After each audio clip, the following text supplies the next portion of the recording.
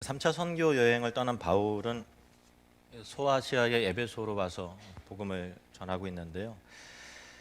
그 회당에서 그리고 또 장소를 옮겨서 두란노 서원이라는 곳에서 하나님 말씀을 강론하는데 그 가르침의 주된 내용은 하나님 나라였습니다.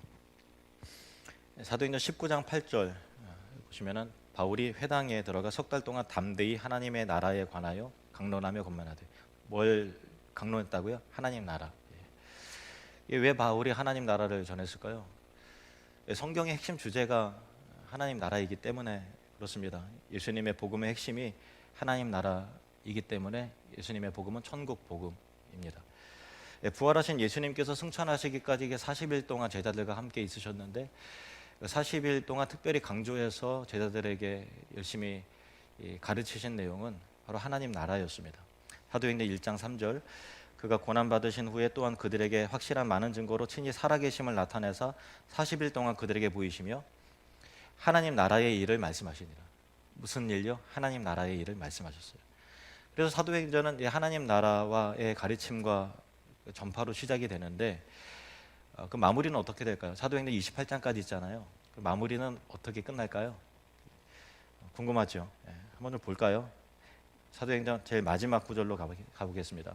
바울이 온 이태를 자기 셋집에 머물면서 자기에게 오는 사람을 다 영접하고 하나님 나라를 전파하며 주 예수 그리스도에 관한 모든 것을 담대하게 거침없이 가르치더라. 사도행전은 이렇게 하나님 나라로 시작해서 하나님 나라로 마무리됩니다. 예수님은 하나님 나라 가르치셨고요. 사도들도 또 바울 사도도 하나님 나라를 전파하고 또 그리스도의 복음을 가르쳤습니다. 하나님 나라는 다른 말로 천국이라고 하는데 하나님의 다스림, 하나님의 통치가 임하는 것을 말하는 것이고 성경의 가장 중요하고 가장 큰 주제입니다. 구약에서도 하나님은 선지자들을 보내셔서 줄기차게 하나님 나라에 관해서 말씀하셨고 또 하나님 나라를 준비할 수 있게 하셨고 하나님 나라에 임할 때에 이루어지는 그 메시아가 오셔서 하나님 나라를 이루실 때 이루어지는 특징들, 그 현상들에 관해서 말씀하셨습니다. 이사야 35장 5절 6절, 그때 맹인의 눈이 밝을 것이며 못 듣는 사람의 귀가 열릴 것이며 그때 저는 자는 사슴같이 뛸 것이며 말 못하는 자의 혀는 노래하니니 이는 광야에서 물이 솟겠고 사막에서 시내가 흐를 것임이라. 선지자의 예언대로 예수님께서 이 땅에서 천국 복음을 전파하셨을 때 보지 못하는 자들이 보고 못 듣는 자들이 듣고 또 이 중풍병자나 안진뱅이 못 걷는 사람들이 막 걷고 뛰는 역사가 막 나타난 거예요. 그리고 귀신이 막 떠나가고 많은 병자들을 고치셨습니다. 그걸 통해서 하나님 나라가, 선지자들이 예언한 그 하나님 나라가 그리스도 통해서 임했구나라는 강력한 그 사인이 되는 거죠. 예수님의 말씀하신 산상수훈은 하나님 나라의 법과 질서였습니다. 그리고 하나님 나라를 가르치시고 말씀하신 후에 우리의 죄와 허물을 다 짊어지시고 십자가에서 우리를 대신하여 못 박혀 죽으셨습니다. 그리고 부활하셨지요. 그러므로 우리의 죄를 용서하시고 우리의 구원을 이루심으로 우리가 하나님 나라에 진입할 수 있는 백성들의 자격 조건을 우리에게 부여하신 거죠. 그리고 예수님은 이 복음의 사명, 하나님 나라 전파와 확장의 사명을 누구에게? 교회에게 위임하시면서 승천하신 겁니다. 그리고 이 땅 가운데 세워진 이 교회가 를 통해서 천국 복음이 땅끝까지 모든 민족, 모든 사람들에게 전파가 되면 그제서야 이 세상의 끝이 오고 예수님이 재림주로 다시 오실 때 드디어 하나님 나라가 완성되는 거예요. 그러니까 예수님의 초림과 함께 2000년 전에 예수님께서 오신 것을 초림이라고 하고 장차 오실 것을 재림이라고 하는데 초림과 함께 시작된 하나님 나라가 점점 이 세상의 영적 전쟁을 치르면서 확장되어져 가다가 예수님의 재림과 함께 완성되는 거죠. 그러므로 하나님 나라가 이미 시작됐지만 아직 완성되지 않았다라고 하는 그 이미와 아직의 묘한 그 긴장 관계 속에서 교회는 있는 것입니다. 그래서 아직 안 이루어졌기 때문이라고 하는 것에 이미 온 것에 대한 하나님의 그 축복과 은혜를 누리면서도 아직 임하지 않은 것에 대한 그 사명이 우리에게 부여되었기 때문에 예수 그리스도의 복음이 전파되는 그곳에 하나님의 다스림과 통치가 이루어지는 하나님 나라의 임함의 증거들이 때때로 하나님 나라가 임하는구나, 하나님이 말씀하신 그의 나라가 실제로 이 땅 가운데 펼쳐지는구나라고 하는 그 강력한 증거들이 때때로 증거들이 나타나는 거예요. 먼저 오순절 마가의 다락방에 임한 성령 강림의 역사가 그랬고요. 성령의 충만함을 입은 사도들이 하나님의 말씀을 증거할 때에 초대교회 공동체와 예루살렘 안에서 많은 기사와 표적들이 사도를 통해서 나타나게 됐어요. 그리고 사람들은 하나님의 다스림 안으로 들어와서 하나님 나라의 새로운 법과 질서를 배워가면서 서로 용서하고 용납하고 품어 안고 또 자기의 소유가 재산을 다 팔아서 가난한 사람들에게 또 필요한 사람에게 나눠주는, 우리 인간의 본성은 움켜쥐려고 하고 더 많이 챙기려고 하고 움켜진 걸 놓지 않으려고 하는 그런 본성이 있는데, 그 본성보다 새로운 하나님의 성령의 역사 속에서 사랑과 화평의 역사가 그 공동체 안에 나타나게 되었다라는 거예요. 참 얼마나 아름답습니까? 이러한 아름답고 놀라운 일들이 초대교회 안에서 이루어지게 되는데, 또 특히 이와 같은 일들이 계속 일어납니다. 사도행전 5장 14절에서 16절, 믿고 주께로 나오는 자가 더 많으니 남녀의 큰 무리더라. 심지어 병든 사람을 메고 거리에 나가 침대와 요 위에 누이고 베드로가 지날 때 혹 그의 그림자라도 누구에게 덮일까 바라고. 야, 얼마나 그 성령의 능력이 강력하게 일어났으면은 베드로가 지날 때 그림자라도 덮이면 치유될까라고 하는, 너무나 병고침의 역사와 이적과 표적이 막 비일비재하게 일어났기 때문에 그림자라도 덮이길 바랐을 정도의 기대와 소망이 가득했다라는 거예요. 놀랍죠? 예루살렘 부근에 수많은 사람들이 모여 병든 사람과 더러운 귀신에게 괴로움 받는 사람을 데리고 와서 다 나음을 얻으니라. 하나님의 나라가 능력으로 임하는 증거였습니다. 그리고 이어서 예루살렘 교회에 핍박이 오자 사람들이 막 흩어지게 됐는데, 그 중에서 빌립 집사가 사람들이, 유대인들이 별로 상종 안 하려고 하는 사마리아 땅으로 가서 복음 전파했을 때, 그곳에 사람도 예수님 믿게 됐을 때 강력한 그 성령의 역사와 은혜를, 병고침의 그 기적과 이적을 체험을 하는 거잖아요. 그리고 이방인의 사람, 로마인 백부장 고넬료의 집에도 선교가 새로운 단계로 진입되고 하나님 나라의 진척이 이루어질 때 성령 세례와 함께 방언과 예언이 터지는 기이한 일들이 일어났다라는 거예요. 하나님 나라가 임했다라는 거죠. 그리고 바울이 아시아의 에베소에 왔을 때도 그런 현상이 일어나게 됐습니다. 먼저 세례 요한의 제자들이 바울을 통해서 복음을 듣고 주의 이름으로 세례를 받을 때에 성령 세례가 그들에게 임해서 그들이 방언도 하고 예언도 했던 것입니다.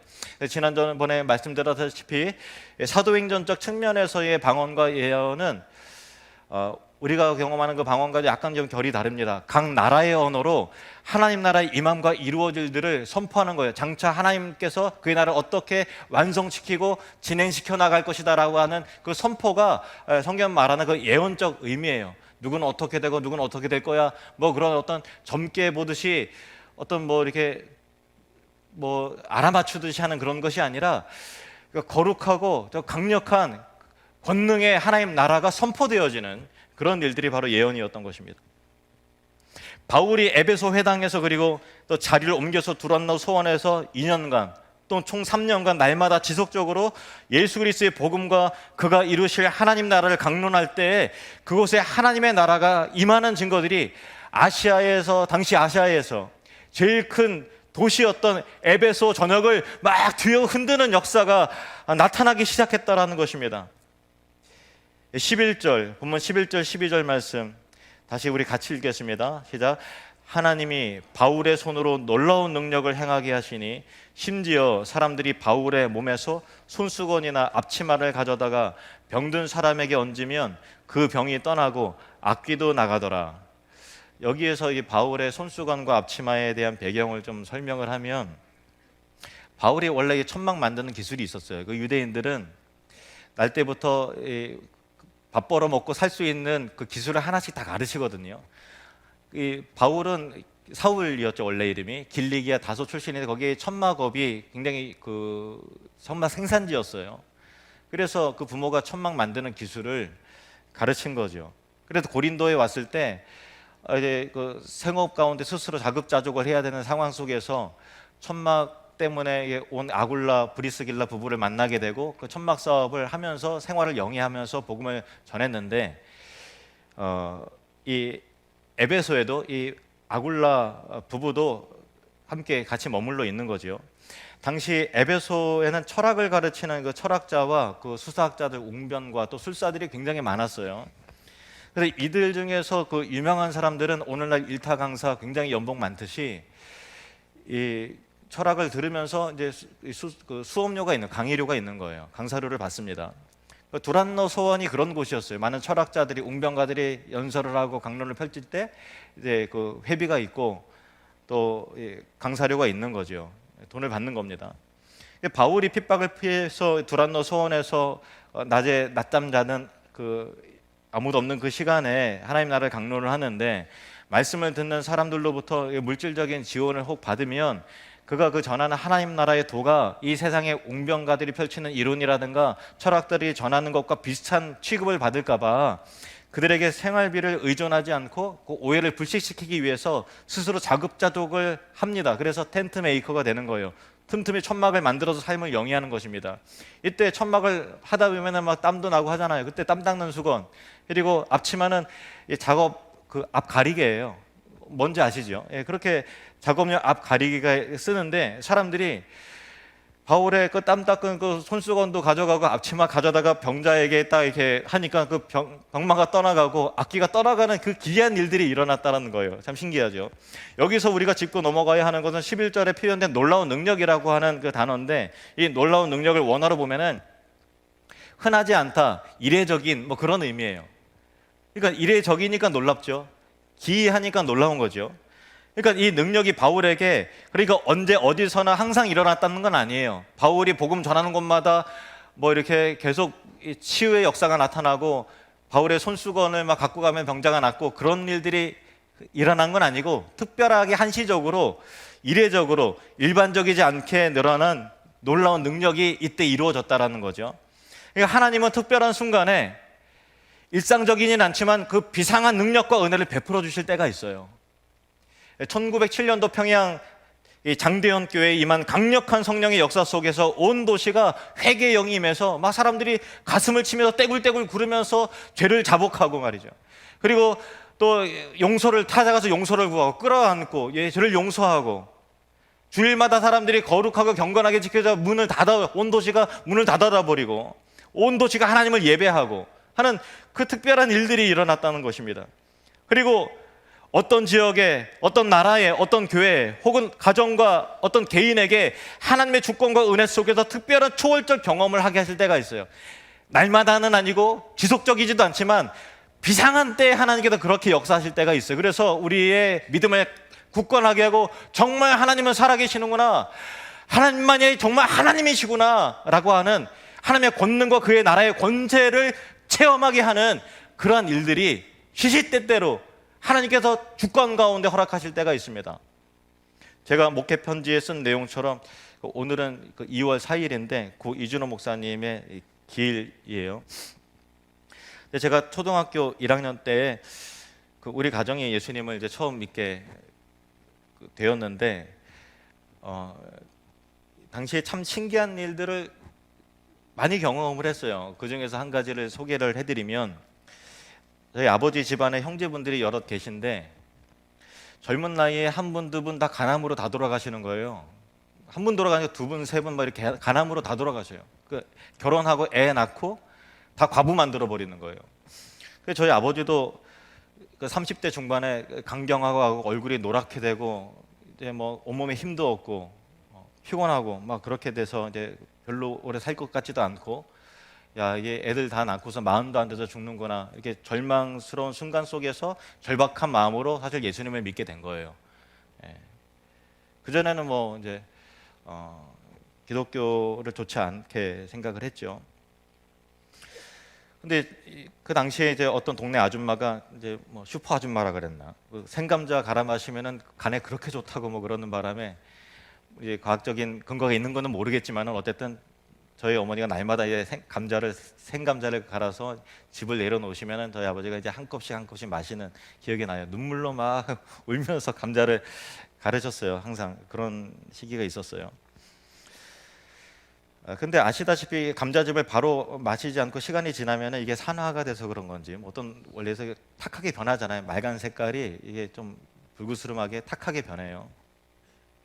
또 어느 날 하나님이 생명수 주심을 꿈을 꾸셨는데 그날 아침에 동시에 이사야 60장 1절 일어나라 빛을 발하라 이는 내 빛이 이르렀고 여호와의 영광이 내 위에 임하였음이라 라는 말씀을 묵상하다가 받은 거예요. 그러니까 생명수 받는 꿈도 꾸고 이 말씀도 임하니까 오늘 뭐 하나님께서 혹시 치료해 주시려나 그런 기대감이 있잖아요. 예. 그래서 이제 감자즙을 이제 저희 어머니 기도하는 마음으로 이게 생명수가 되게 달라고 하는데 주시려고 그러는데 간 안 좋은 사람은 금방 피곤하거든요. 그래서 계속 이제 낮잠을 주무시고 쓰러져 자고 그러시는데 바로 못 드셔야 되는데 주무시니까 바로 못 드리고 냉장고에 넣어놨겠죠. 일어나서 하는데 몇 시간이 지나고 나서 감자색이 상식적으로 변해야 되는데 말간색 그대로인 거예요. 그래서 이게 생명수처럼 하나님이 주시는 건가? 그래서 저희 아버지가 무릎을 꿇고 엎드려서 하나님 간절히 간구하고 이제 기도를 하는 거죠. 그리고 경건한 마음으로 그걸 맞았어요. 그러면서 이제 믿음이 조금 약간 흔들린 거예요. 혹시 이게 특이한 감자인가?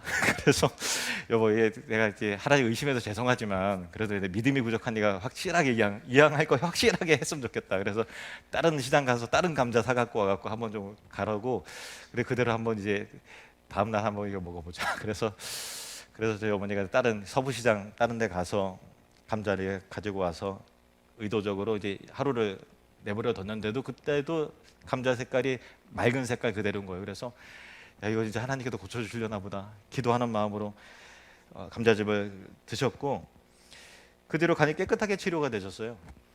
그때 아버지가 하나님께 절박한 마음으로 기도하시기를 성경에 보니까 히스기야 왕 죽을 직전에 하나님께 간구했더니 생명을 15년을 연장시켰다 그러는데 그때 이제 제가 초등학교 1학년 때였거든요. 이 애들이 클 때까지만이라도 15년만 더 살게 해주세요 이렇게 기도를 하셨다 그래요.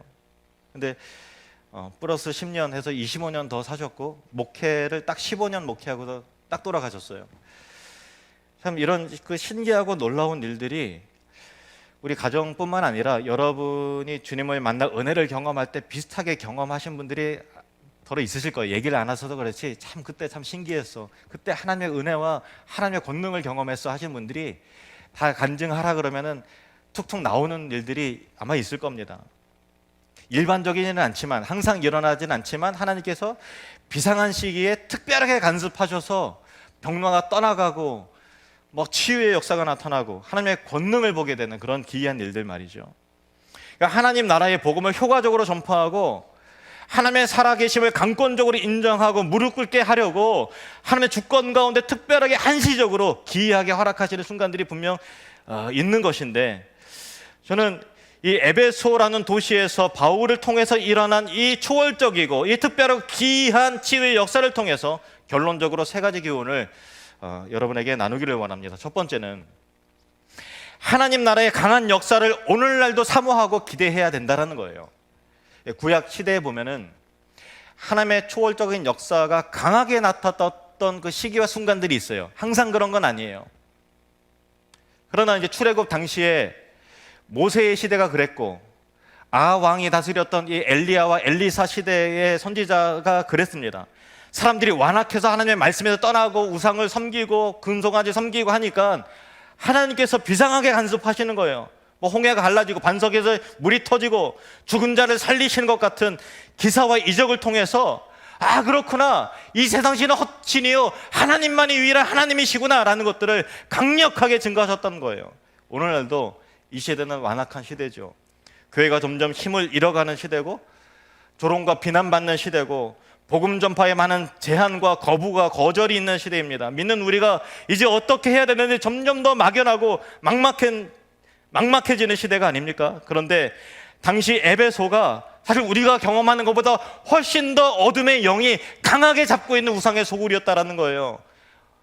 딱 들어가면 흑암의 권세가 꽉 눌러서 영적으로 눌리는 것 같은 그런 역사가 있는 도시가 바로 에베소였어요. 나중에 더 자세히 설명하겠지만은 엄청나게 큰 아데미 신전이 거기 있고 그 신전에 종사하는 수많은 창녀들과 관련된 업자들, 그 신전을 통해서 경제가 돌아가는 그런 사회 구조였던 거예요. 그리고 거짓 술사들과 어둠의 영들이 가득했던 곳이었습니다. 헛된 철학자들이 잘못된 가르침을 품는 것이 가득했던 곳이었습니다.